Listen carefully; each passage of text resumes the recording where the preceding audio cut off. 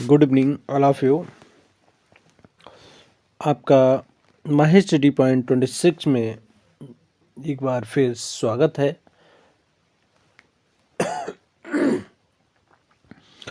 साथियों, इससे पहले जो हमें अपनी जो इससे पहले वाला जो हमारा वीडियो था वो कॉमन ईरर का था। उसमें कुछ रूल्स हमने डिस्क्राइब किए थे। उसमें से 10 रूल्स हमारे कंप्लीट हो गए थे। उसके बाद 10 के आगे से आज जितने भी रूल्स हमारे कवर हो सकते हैं वो हम कवर करेंगे। जो रूल बहुत ज़्यादा इम्पोर्टेंट है उन पे ज़्यादा फोकस करेंगे। और क्योंकि टीजीटी पीजीटी के लिए ये काफ़ी इम्पोर्टेंट है। हर एग्ज़ाम में एक दो क्वेश्चंस यहाँ से ज़्यादा रिपीटेड होते हैं और काफ़ी इम्पोर्टेंट भी होते हैं। काफ़ी टिपिकल टॉपिक भी है। तो इसी के माध्यम से चलते हुए इसके आगे के आज कंप्लीट कराने वाले हैं टॉपिक्स। तो अगर मेरे चैनल पे पहली बार विजिट कर रहे हैं तो फिर चैनल को सब्सक्राइब कर लें, लाइक करें, शेयर करें। फिर इसके बाद हम देखेंगे नेक्स्ट अपने रूल की ओर। अगर आपने प्रीवियस नहीं देखा है तो पहले उसको आप वॉच कर लीजिए। उसके बाद इस वीडियो को आप कवर करिए। और इसके बाद मैं उम्मीद है कि इसके बाद कोई भी वीडियो आपको देखने की ज़रूरत नहीं पड़ेगी। जितने भी रूल्स हैं, इम्पोर्टेंट रूल्स हैं, उनको ज़्यादा डिस्कस करेंगे। अदरवाइज हम इनको ड्रॉप करते हुए चलेंगे। जो मोस्ट इम्पॉर्टेंट है उसी को कवर करेंगे। चलिए स्टार्ट करते हैं विदाउट वेस्टिंग ऑफ टाइम। तो रूल नंबर 11 कह रहा है, पहले इसको हम देख लेते हैं। The pronoun one. देखिए, अगर प्रोनाउन वन का यूज़ हो रहा है सेंटेंस में, अगर प्रोनाउन वन का यूज़ हो रहा है सेंटेंस में, तो उसको वन का जो हो प्रोनाउंस होगा हमेशा वंस होगा। अदरवाइज कोई भी वर्ड्स नहीं होगा। अगर जैसे एग्जाम्पल में लिखा है one must finish his take in time, तो ये इनकरेक्ट हो गया। क्यों? वन का हिज नहीं होगा, वन का वंस ही होगा। ये हमें ध्यान रखना है और एग्जाम में पूछ भी लिया जाता है। इसके बाद चलते हैं नेक्स्ट रूल्स। हमारा रूल नंबर 12 कह रहा है enjoy, apply, resign, acquit, drive, avail, ठीक है, प्राइड, एब्सेंट, ईटीसी जितने भी ये नाउन दिए हुए हैं, प्राइड है, अवेल है, एब्सेंट है। When use as a transitive verb, जब इनका use as a transitive verb के होता है, always take a reflexive pronouns after him. और ये वर्ड जो होते हैं इनको लर्न करना है। देखिए यहाँ पर इसको आप लर्न करेंगे क्योंकि अप्लाई, इंजॉय, इसके बाद जो है इनके एंटीसीडेंट में यानी ट्रांसिटिव वर्ब में यूज होता है। इनका यूज अगर ट्रांसिटिव वर्ब में होता है तो इस ऑलवेज टेक या रिफ्लेक्सिव प्रोनाउन आफ्टर हिम, और इसके बाद रिफ्लेक्सिव प्रोनाउन का आना जरूरी होता है अगर इनका वर्ब यूज अगर इनका use as a transitive verb के रूप में होता है सेंटेंस में। तो फिर इसके बाद प्रोनाउंस रिफ्लेक्सिव प्रोनाउन का आना कंपलसरी होता है। ये बात आपको ध्यान में रखनी है। When self is adding it my, और इनमें जब सेल्फ इनमें ऐड किया जाता है, adding to my, your, him, her and it and self to our and them are known as the reflexive pronoun. जब इनमें जो प्रोनाउन होते हैं इनमें सेल्फ जुड़ जाता है तो ये रिफ्लेक्सिव प्रोनाउंस कहलाते हैं। और ये हमें ध्यान में रखना है। यहाँ से ये क्वेश्चन आपको बनता है 12 नंबर रूल नंबर 12 से। एग्जाम्पल पे ज़्यादा ध्यान नहीं देंगे, वो आपको देखना है तो आप देख सकते हैं। जैसे कि यहाँ पे लिखा एग्जाम्पल के रूप में लिखा है ही absented फ्रॉम द क्लास। तो absented, अब यहाँ पे ये ट्रांसिटिव वर्ब के रूप में इसका यूज हुआ है, तो यहाँ पर जो है हिमसेल्फ यानी रिफ्लेक्सिव प्रोनाउंस का यूज मस्ट होगा, जरूर होगा।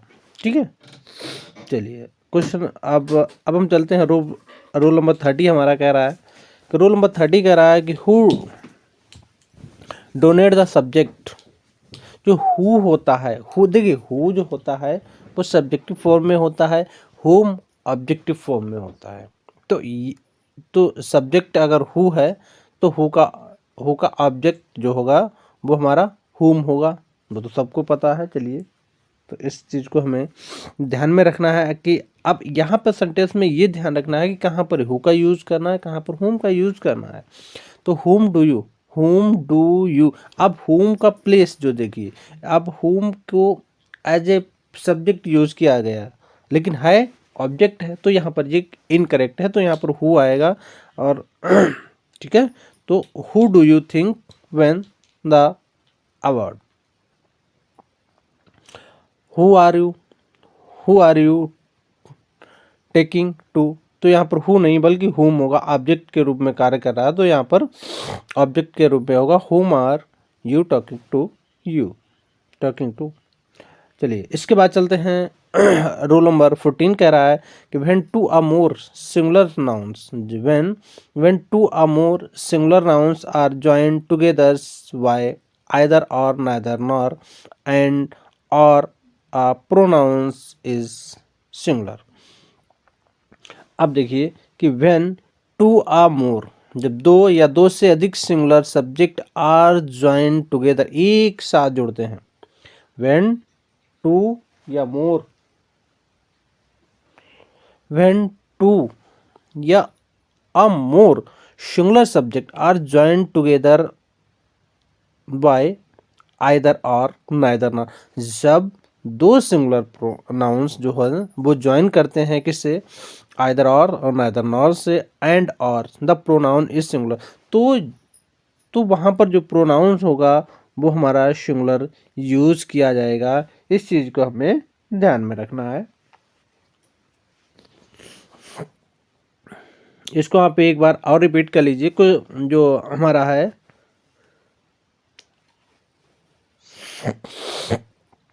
व्हेन टू और मोर सिंगुलर नाउन्स, जब दो या दो से अधिक सिंगुलर नाउन को ज्वाइन किया जाता है आइदर और से, नाइदर नॉर से, या केवल और से, तो यहाँ पर प्रोनाउन होता है वो हमारा सिंगुलर यूज किया जाता है, आइदर राम और श्याम। ठीक है, विल, तो यहाँ पर विल आएगा, will give their books, incorrect हो जाएगा। ठीक, तो यहाँ पर देखिए आइदर राम और श्याम विल गिव हिज आएगा, यहाँ पर देयर का यूज नहीं होगा। प्रोनाउन की बात करें तो यहाँ पर हमारा जो है वो हिज आएगा, ना कि देयर आएगा। ठीक है, और जो एंटीसीडेंट भी होते हैं, एक रूल और भी होता है, और है, आइदर और है, तो ये हमेशा जो वर्ब लेते हैं, जो एंटीसीडेंट लेते हैं, यानी जो इनके निकट में होता है उसके अकॉर्डिंग हम वर्ब का यूज़ कर लेते हैं। चलिए इसके बाद चलते हैं रूल नंबर 15 देख लेते हैं।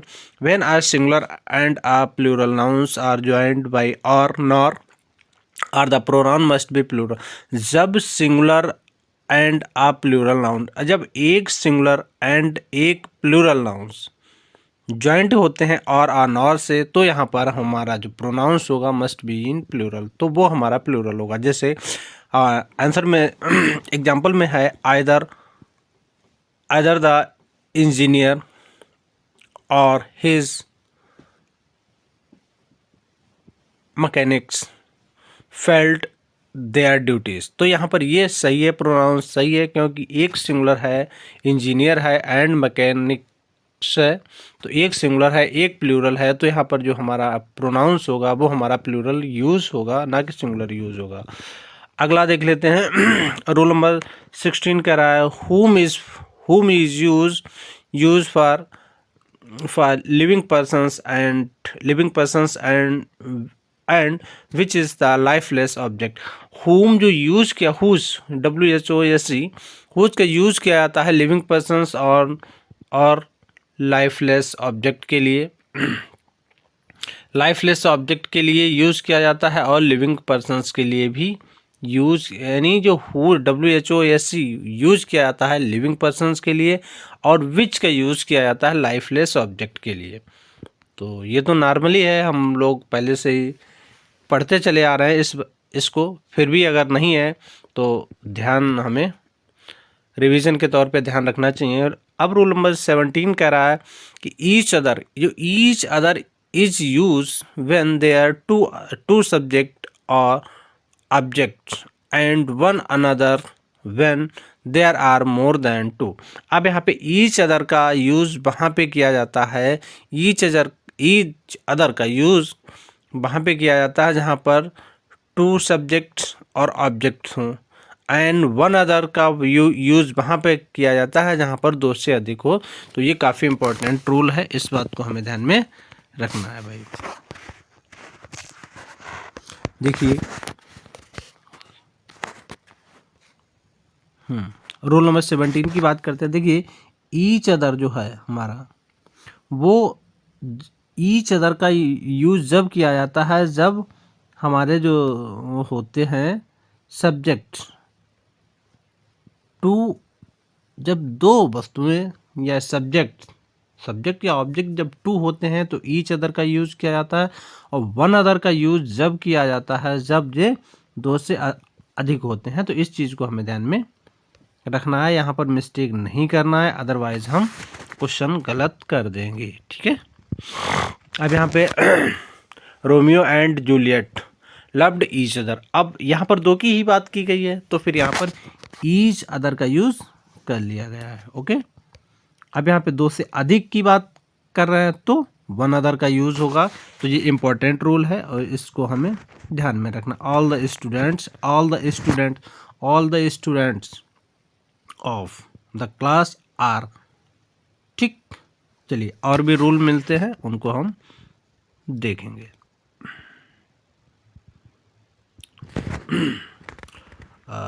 रूल नंबर 18 की बात करते हैं। When a pronouns the stand for the collective nouns, when the collective nouns is must to be the singular numbers and in the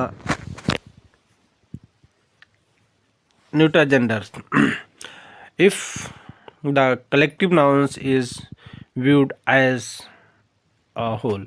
अब यहाँ पे देखना ये है कि व्हेन आप प्रोनाउंस, जब प्रोनाउन स्टैंड करता है कहाँ पे, कलेक्टिव नाउंस, जब कोई भी प्रोनाउंस होता है as a collective noun use किया जाता है, it must be the singular number, और उसके पहले जो कोई सिंगुलर नंबर होता है एंड द न्यूटर जेंडर, और या फिर न्यूटर जेंडर में हो। If the collective nouns is viewed as a whole, और यदि वो संपूर्ण यानी जो क्लास होती है पूरी क्लास को इंडिकेट कर रहा है तो यहाँ पर सिंगुलर का यूज़ किया जाता है। वही हम इससे पहले भी आपको एक बार जो पिछला वीडियो है उसमें हमने आपको समझाया था कि जब जो कलेक्टिव नाउन्स होता है, जब एक साथ समूह होकर, चाहे कलेक्टिव नाउन हो या न्यूटर जेंडर हो, जब एक मत होके किसी निर्णय को देते हैं तो वो सिंगुलर होते हैं, और अगर वो अपने विचारों पे डिवाइड होते हैं तो फिर वो अलग हो जाएंगे।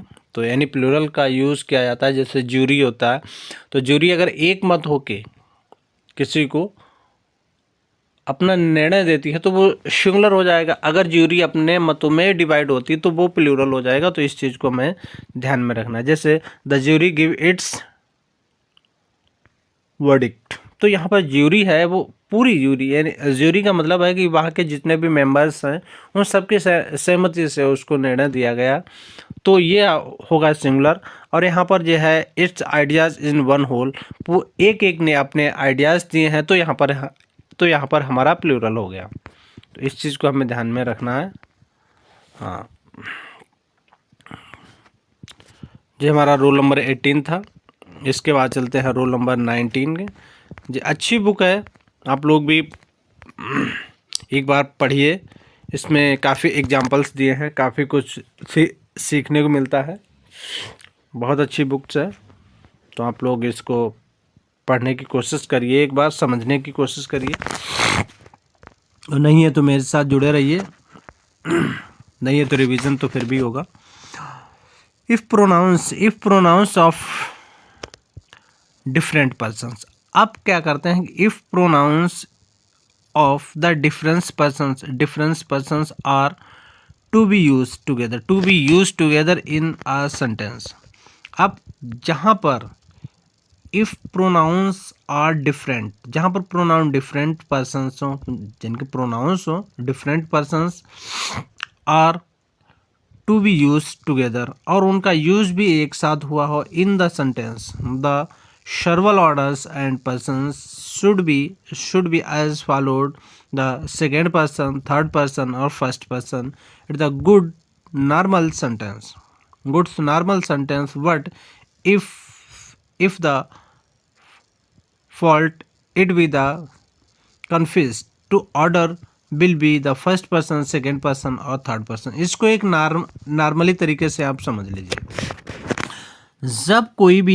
जब तीनों पर्सन्स एक ही सेंटेंस में यूज हों, फर्स्ट पर्सन, सेकेंड पर्सन और थर्ड पर्सन, और जो उनके वर्क हों वो गुड मैनर में हों, तो इसमें यूज़ किया जाता है। देखिए एक फार्मूला है 2 3 1। तो ये अगर उनके जो कार्य हैं वो गुड हैं, अच्छे हैं, तीनों उसमें सेंटेंस में मोरलिटी दिखाई जाती है, तो 2 3 1 यानी सबसे पहले सेकेंड पर्सन आएगा, फिर थर्ड पर्सन आएगा, फिर फर्स्ट पर्सन का यूज़ किया जाता। अगर वेड सेंस है तो, अगर वेड सेंस में आएगा तो आएगा हमारा 1 2 3। तो नॉर्मली हम फर्स्ट पर्सन, सेकेंड पर्सन और थर्ड पर्सन ये लगाएंगे बेड। अगर सेंटेंस में बेड इंटेंशन उसमें दिया गया है, कन्फेशन दिया गया, कोई फॉल्ट होती है और उसको वो कन्फेस करते हैं, या कहीं पर उन्होंने चोरी की है तो उसको वो कन्फेस करते हैं, तो वहाँ पर वेड आइडियाज आएंगे। तो उसके लिए हम फार्मूलों का यूज़ करेंगे 1 2 3, यानी first person, second person and third person. अगर कोई मान लीजिए उसमें दिया हुआ है गुड इंटेंशन है उसका, ठीक है, तो उसमें हम 2 3 4 यानी तो उसमें फॉलो करेंगे। देखिए सेकेंड पर्सन, थर्ड पर्सन और लास्ट में फर्स्ट पर्सन, या फिर आप इस टाइप से भी आप कर सकते हैं। ठीक है, आपको समझ में आ गया, वेरी गुड, बहुत अच्छा। अब इसमें ज़्यादा कुछ समझाने की ज़रूरत ही नहीं है। इसके बाद चलते हैं रूल नंबर 20 कह रहा है कि some is use the affirmative sentence to express the quantity or degrees. जब सम का यूज़ किया जाता है अफर्मेटिव सेंटेंस में, तो ये एक्सप्रेस करता है, यानी ये बताता है किसको, क्वांटिटी और डिग्रीज को शो करता है। Any is use the negative and interrogative sentence. और एनी का यूज हमेशा किया जाता है। देखिए समझने की कोशिश करिए, जो सम होता है उसका यूज किया जाता है अफर्मेटिव सेंटेंस में।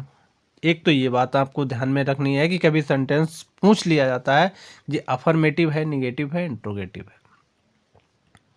दूसरा है जो सम लगा होगा वो एक्सप्रेस करेगा किसको, क्वांटिटी और डिग्री को बताएगा। ठीक है, अब एनी का यूज क्या आता है, एनी का जो यूज है वो निगेटिव सेंटेंस में, इंट्रोगेटिव सेंटेंसों में ही होता है। तो ये भी हमें ध्यान में रखना है कि किसी सेंटेंस में एनी लगा है और टाइप उसका पूछ लिया जाता है अफर्मेटिव, निगेटिव, इंट्रोगेटिव, तो दैट्स निगेटिव सेंटेंस होगा एनी का यूज होने पर। चलिए बस इससे ज़्यादा कुछ नहीं, आप समझ सकते हैं। हर एक रूल यहाँ पर बिल्कुल क्लियर किया गया है। 100 रूल्स हैं और 100 रूल्स की सीरीज में मैं आपको कवर कराऊंगा इसमें। इट इज़,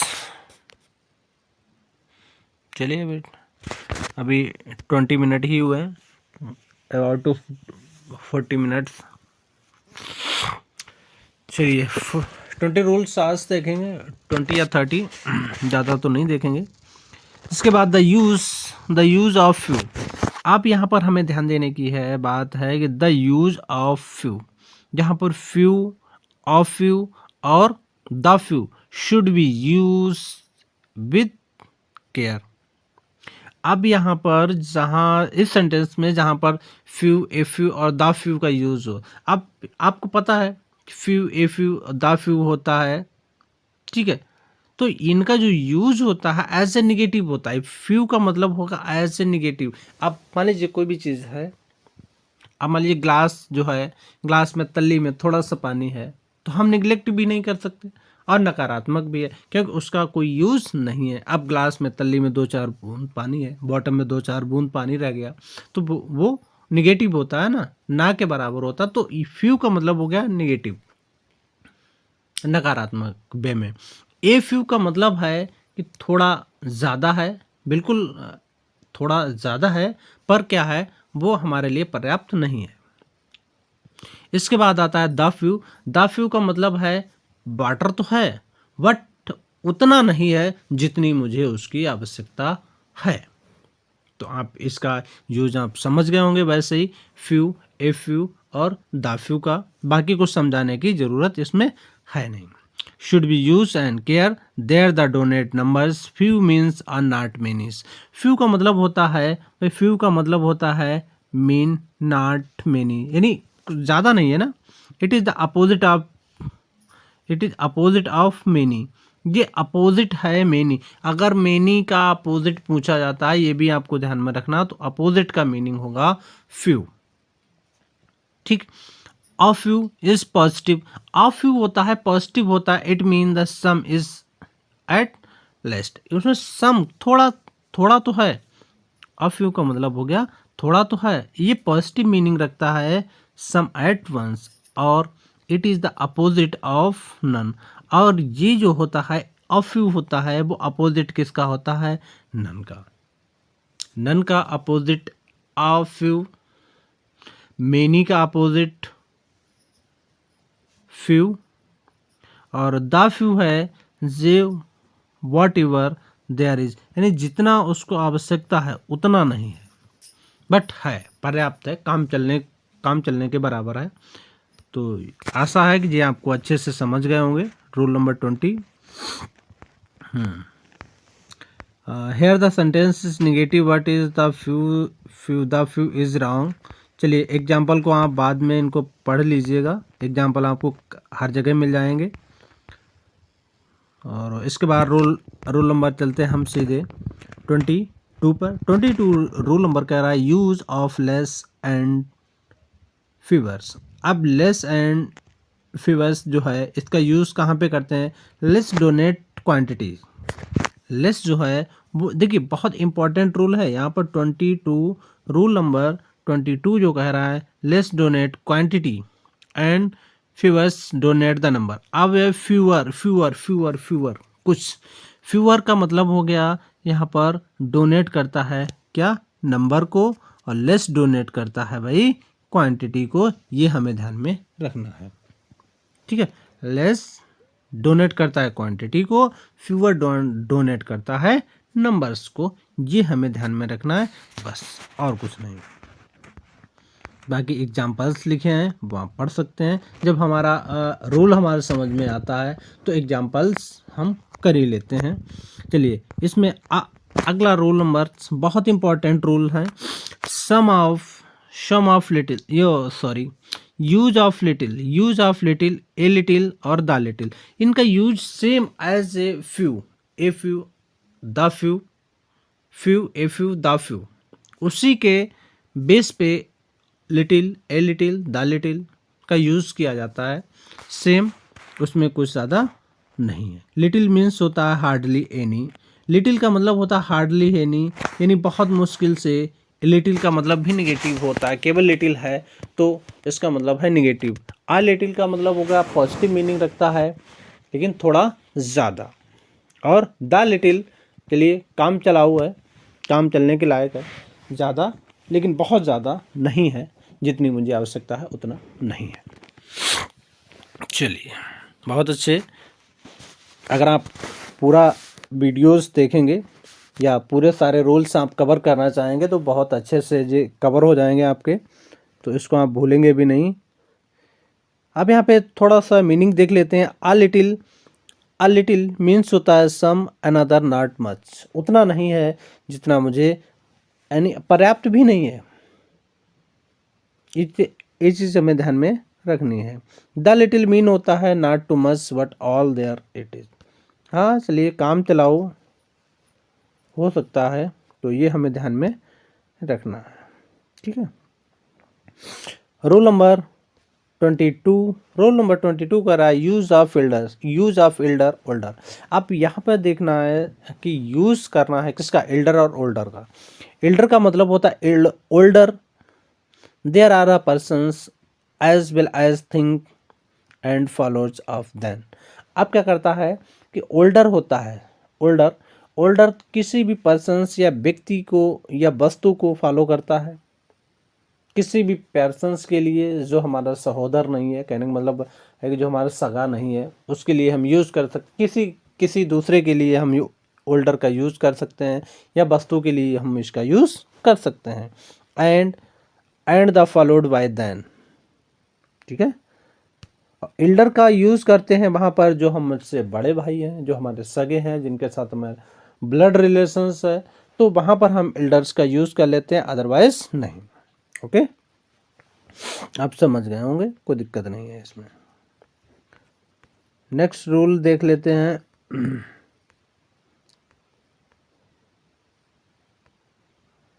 हाँ, elders used for the numbers of families. जहाँ पर फैमिली के मेंबर्स होते हैं तो वहाँ पर हम एल्डर का यूज़ कर लेते हैं, अदरवाइज ओल्डर का यूज़ करते हैं, बस, और कोई दिक्कत नहीं।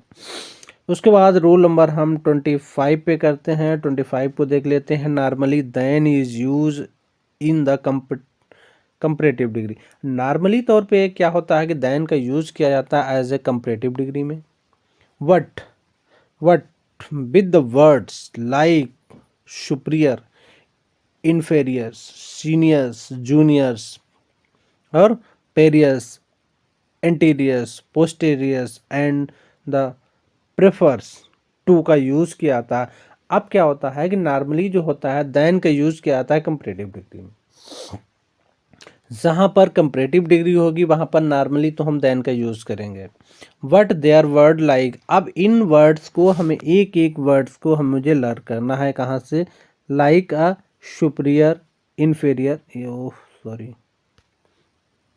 Like superior, inferior, senior, junior, prior, anterior, posterior and refer to का यूज़ कर। अब इनके साथ जो है हमें टू का यूज़ होता है, तो ये वर्ड आपको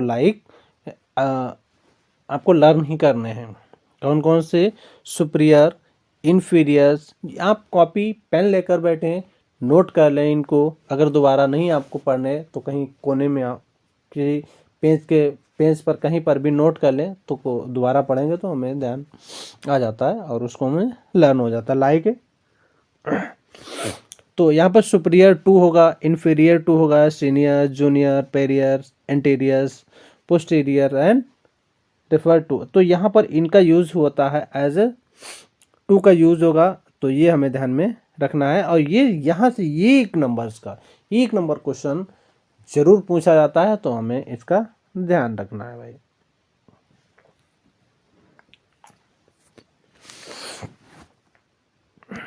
चलिए इसके बाद चलते हैं रोल नंबर नेक्स्ट पे। रूल नंबर नेक्स्ट कह रहा है हमारा, अभी तो 26 पे ही है, 100 रूल्स हैं, बहुत इंपॉर्टेंट रूल्स हैं। when the comparison is made, when a comparison is made by using a comparative followed by then।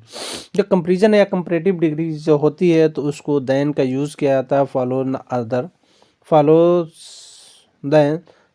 then the words other must be used to exclude the things compared from the class of things in which is the compared। अब दूसरे भी वर्डों का use किया जाता है यहाँ पर हमारा देन कंपेरिजन डिग्री में, या अदर वर्ड्स का यूज़ किया जाता है, अदर का भी यूज़ कर लिया जाता है। अब इसमें एग्जांपल्स में देख लीजिए, he is stronger than any other. वैसे तो दैन का प्रयोग होता है कंपैरेटिव डिग्री में, बट यहाँ पर क्या है कि दैन का यूज नहीं हुआ, अदर मैंस का यूज हुआ है। He is stronger than any other persons. ठीक, चलिए अब इसको थोड़ा थोड़ा सा देख लेते हैं। Any man include the man himself and then the sentence will be abused. Okay, rule number 27 की बात कर लेते हैं। 27 में है in some cases in comparisons is subtles and must be given proper attentions. अब क्या करना है, इन सम केसेस, कुछ केसेस ऐसे होते हैं जहां पर comparison is subtles and must be given proper attentions. Proper attention में इनका यूज कर लिया जाता है। चलिए एग्जाम्पल्स लिखे हैं, इनको आप पढ़ लीजिए। नहीं है तो आपको अगर पीडीएफ चाहिए तो हमें कमेंट कर सकते हैं, सेंड कर देंगे। रूल नंबर 28 की बात कर लेते हैं। रूल नंबर 28 है many is always followed the singular verb. Many जो होता है, अब मेनी कहाँ पे ध्यान में रखना है, ये जो होता है मेनी लगा हो is always followed us by the singular verb. Many का मतलब ऑलवेज सिंगुलर वर्ब का फॉलो करेगा, वो हमें ध्यान में रखना है। मेनी अ मैन, वर नहीं होगा यहाँ पर, वाज का यूज होगा, वर का यूज नहीं होगा बल्कि वाज का यूज होगा। Okay,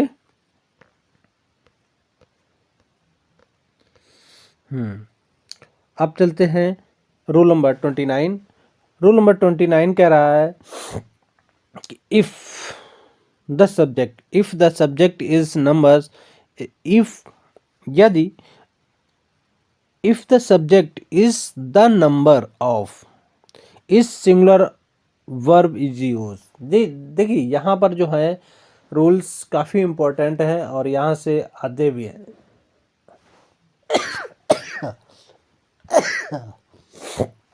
sorry guys,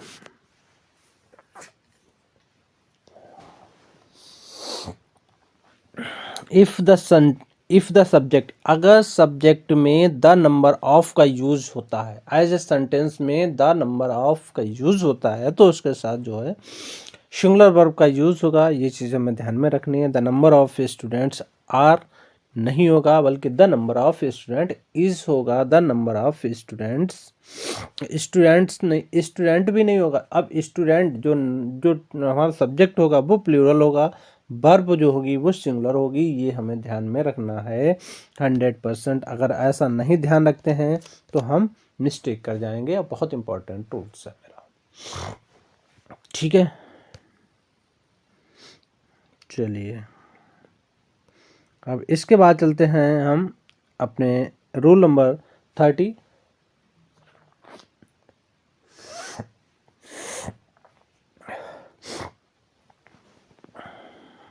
rule number 30 है हमारा, when as will as along with together with no less than an additions to and not and with joined to subject or the verb will be antecedent to the first subject। अब क्या होता है कि जब कोई भी sentence में add होते हैं, यानी दो सब्जेक्ट ऐड होते हैं, एज वेल एज से, अलॉन्ग विद से, together with, no less than, in addition to, and not, and with join to subject, दो सब्जेक्ट ज्वाइन होंगे इन कंजक्शन से, तब क्या होगा कि जो वर्ब होगी वो according to the first subject.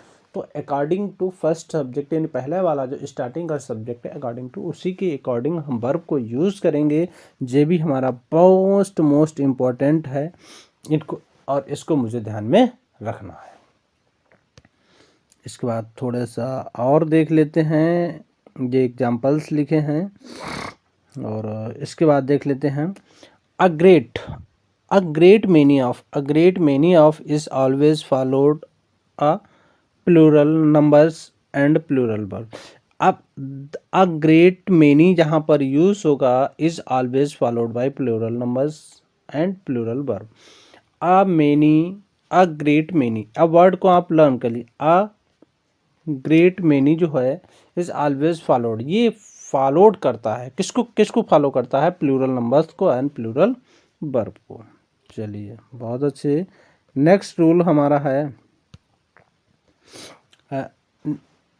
Next rule कह रहा है कि if two subject are joined by either और नाइदर नॉर से तो एग्री होता है, तो verb agree with the subject then is the near. तो अगर दो सब्जेक्ट ज्वाइन होते हैं किससे, आइदर और से नाइदर नॉर से, तो हमारी जो सब्जेक्ट होता है वो नियर अकॉर्डिंग यूज़ किया जाता है। ठीक, वर्ब जो होती है नियर अकॉर्डिंग होती। जैसे यहाँ पर आई के बाद आर लिखा हुआ, तो यहाँ पर एंटीसीडेंट है, इसको हमें ध्यान में रखना है, एंटीसीडेंट है, यानी जो और के बाद इधर और वाला जो होगा एंटीसीडेंट होगा, एंटीसीडेंट के नियर वाला, उसके अकॉर्डिंग हमारी वर्ब का यूज़ किया जाता। तो यहाँ पर आई के बाद आर का यूज़ नहीं होगा, बल्कि आई के बाद एम का यूज़ होगा। हिज फ्रेंड्स इज नहीं होगा, हिज फ्रेंड्स के बाद आर का यूज, यहाँ पे हिज फ्रेंड्स इज लगा हुआ, क्योंकि और जो नार है, नार का एंटीसीडेंट है हिज फ्रेंड्स, तो हिज फ्रेंड्स, तो यहाँ पर प्लूरल तो है बट क्या है, जो एंटीसीडेंट है, तो यहाँ पर एंटीसीडेंट है, तो फिर यहाँ पर आर का यूज होगा, ना कि इज का यूज होगा। चलिए 36, चलिए दो रूल और देख लेते हैं। when two singular nouns joined by and point out the some things are persons verb। चलिए इतना ही रखते हैं, बाकी अगले वीडियो में इसको हम कवर करा लेंगे। आज मैंने 33 कवर कर लिए हैं, इसके बाद नेक्स्ट वीडियो में और भी कवर कर लेंगे 30 क्वेश्चंस और भी, तो 2-3 दिन में इनको ओवर कर लेंगे। चलिए आपको बताना है कि ये रूल्स आपको कैसे लगे। अभी बहुत इम्पोर्टेंट रूल्स हैं, वो आगे हमें और भी कवर कराने हैं, तो कमेंट करके ज़रूर हमें बताएं कि ये वीडियो कैसा लगा। अच्छा लगा तो चैनल को सब्सक्राइब ज़रूर करें, लाइक और शेयर तो करेंगे ही करेंगे। चलिए, thank you for watching my videos.